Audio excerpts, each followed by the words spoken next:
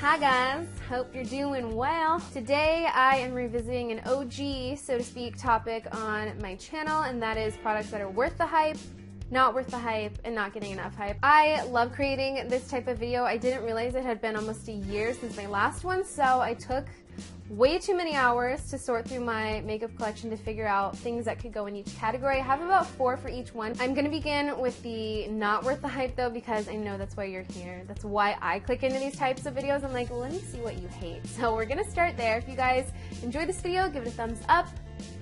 Let's dive in. This product was like an immediate love of mine. I purchased one and received one as PR, and when I got home from Sephora and tried this out, I was just like, oh my god, this is going to be my new favorite highlighter. Not the case. It is the Kevyn Aucoin The Neo Setting Powder Matte to Glow. This was very much, I feel, lusted after. The highlight part was just a layover. It's not real, so to speak. After about 2 uses, it was gone. So the whole thing is just matte now. I don't mind it. It's a nice setting powder. It's not translucent though, so it's very light on the skin, so I tend to use it under my eyes sometimes. Yeah, I was a bit disappointed in this in that sense. Quality-wise, obviously, effing amazing. I've never used anything that was bad quality from Kevyn Aucoin. I just was wishing that it was actually matte to glow like forever. I didn't want it to just be matte to glow until the glow disappears from the overlay. Alright, I really liked the Tarte Clay Stick foundations upon first few uses. I was like all into it, using my shade as my base and then contouring with the shade a little bit darker. I was like, this is so easy, I can throw it on, oh my god. But the more I wore them, the more I noticed it was like just disappearing off of certain areas of my face. When I would apply it, it wouldn't look patchy whatsoever, but if I happened to even touch my face, it would just disappear, like noticeably so. There would be like patches where it was just not on my face, and I had a few of you pointing it out to me in a video where when I applied it, it didn't look like that, and I had been touching my face between cuts in editing, and it just looked patchy on camera. It does not stick to my face. I don't know if it's because I'm dry. I've tried it with so many different primers, but I feel like it was very much hyped up, and for me, it was just so not worth the hype. It just does not work on me. Oh man, these ColourPop concealers, I wanted to like them so badly. When I first applied it, I loved it, but I own 4 or 5 of the light shades, and all of them look gray on me. They apply gray, a gray white, and then they oxidize to a very noticeable pink. Like, it's noticeably like a diffused salmon. I don't understand why they do that. The coverage, the way they blend out, the way they feel on the skin, the way they look like on the skin, not color-wise the way they look, is amazing, but the oxidizing is a little out of control. Last up in this category, this is the one that I got and I was like truly like, damn it, like disappointed because I just heard such good things. But it's the Cover FX Illuminating Setting Spray. The atomizer on this is as if it was crafted by Jesus himself. It is the finest mist. It's so comfortable. It doesn't startle you when you're applying it. It applies the perfect amount, layers so prettily.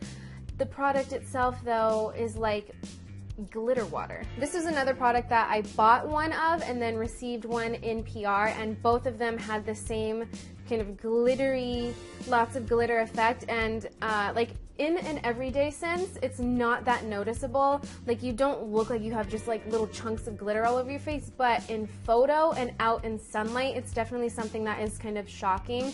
Like, you can definitely see that there's a lot of glitter going on, and it looks kind of like a bunch of eyeshadow fallout. Moving into 4 products I feel are worth the hype. The first is Glossier Wowder. I have been using this every single day for the last week. Anytime I'm wearing any sort of cream product on my face, this is what I set with.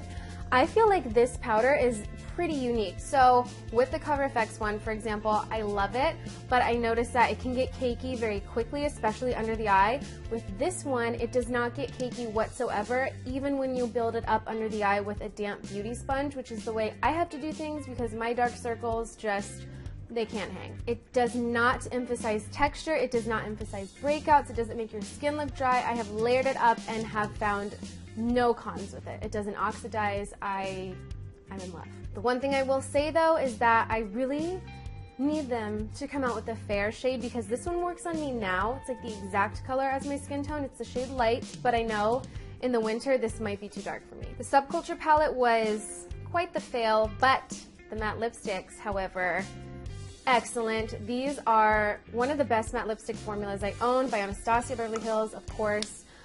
Super lightweight when you apply them. It doesn't really feel like anything's on your lips, but they're so pigmented and so matte. They're also not drying at all. Usually matte formulas are somewhat drying on my lips, or they ball up or make my lips kind of peel as I'm wearing them throughout the day.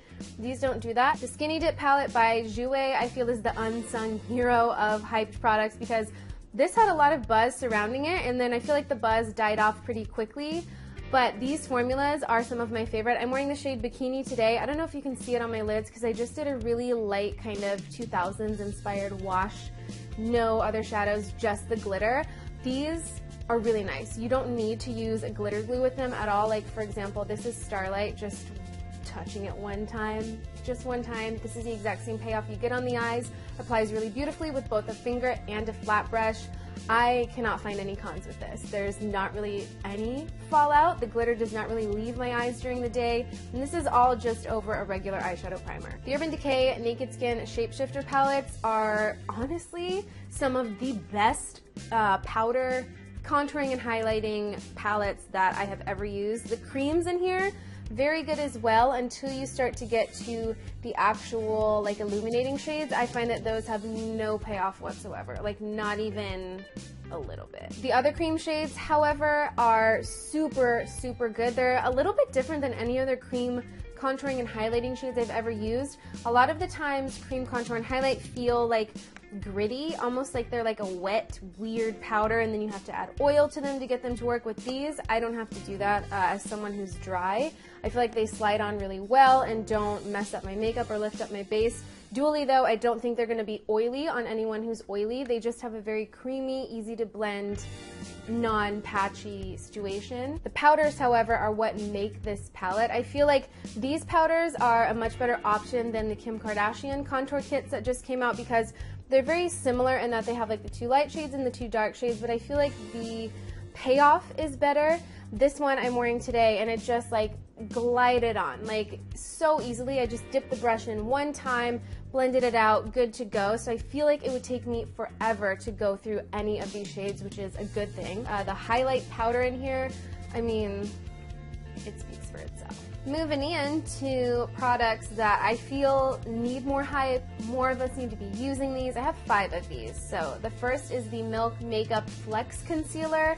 I've heard a lot of mixed reviews about this, but there's a lot of buzz surrounding it. I personally love it. It's a very hydrating formula, which is great for my dry under eyes. It blends out beautifully, builds up beautifully, has a nice healthy sheen to it no matter where you apply it on the face. So if you're using it under the eye, it's going to create a nice luminized base for your highlighter to sit on top of. I just feel like it's really good. It's really, really good. I really like the packaging as well. The e.l.f. Liquid Matte Lipsticks, probably the best thing that e.l.f. makes. I'm gonna go with a yes on that. With a lot of e.l.f. products, I'm like, I love it, but I love it, but I love it, but with this, it's just a full-on, I love it. It's like the exact quality of so many more expensive liquid lipsticks, but these are so affordable, as you know.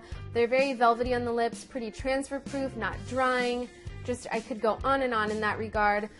Not streaky. The only thing I could say that's not in regards to like the quality of the product, it's not a but. I just wish that they had a more expanded shade range. I feel like there's only a few shades of these and they're all pretty cool toned, so I would like to see some nudes, some warm tones. Thanks. Thrive Cosmetics is coming out with 2 highlighters. These don't have the names on the back, so they will be on the screen, but not only are these pretty giant for highlighters, they're also the perfect subtle everyday illuminator. I feel like a lot of illuminators these days are very intensely metallic, just a lot of pigment is happening and they look like eyeshadows a little bit to me, but these are very subtle. The deeper one is a bit more of a rose gold and the lighter one is a bit more of a true gold.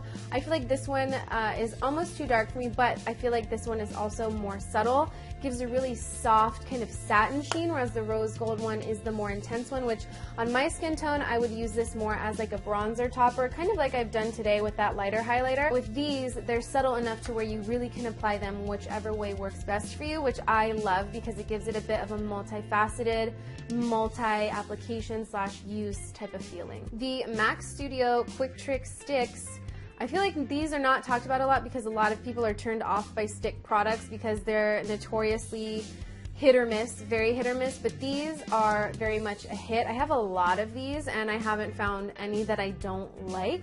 The formulas are all very similar across the board from color to color. Some of them are more of like 2 little blushes like this one, and then one's like a bronzer and a highlighter, or a blush and an illuminating blush. They kind of vary from shade to shade, but these apply so beautifully. If you're very into that whole type of glossier, no makeup look, these are really fun to just draw on the face and then smudge out with your fingers. Dually, if you are in between like me or someone who really likes to wear a full face of makeup every day, these apply really prettily if you just kind of run a brush over them and then dab them onto your face. They give the most natural glisten to the cheeks and really make them look rounded and full and pretty. And lastly, one that I am confused as to why it's not getting a lot of hype is the NYX Ultimate Multi-Finish Shadow Palette.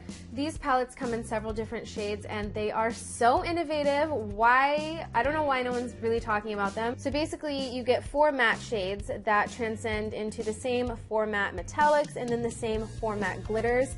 The glitters in here, oh my gosh, honestly, like surpass their price point. They are such good quality, almost to the point where you don't have to use a glitter glue with them. They have a slight bit of fallout, but for the price, I am so impressed by how well formulated they are. The metallics are very subtle, but apply very intensely with a wet finger or a wet brush. And the mattes also apply really nice and creamily, if that's a word.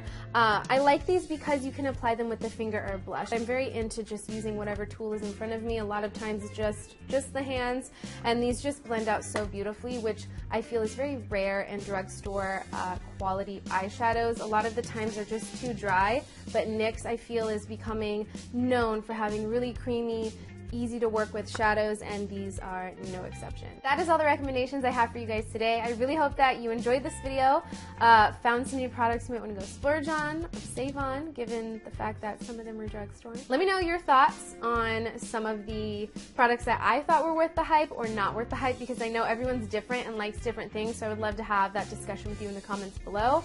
But yeah, thank you so much for clicking into this video and watching, and I will talk to you in my next one.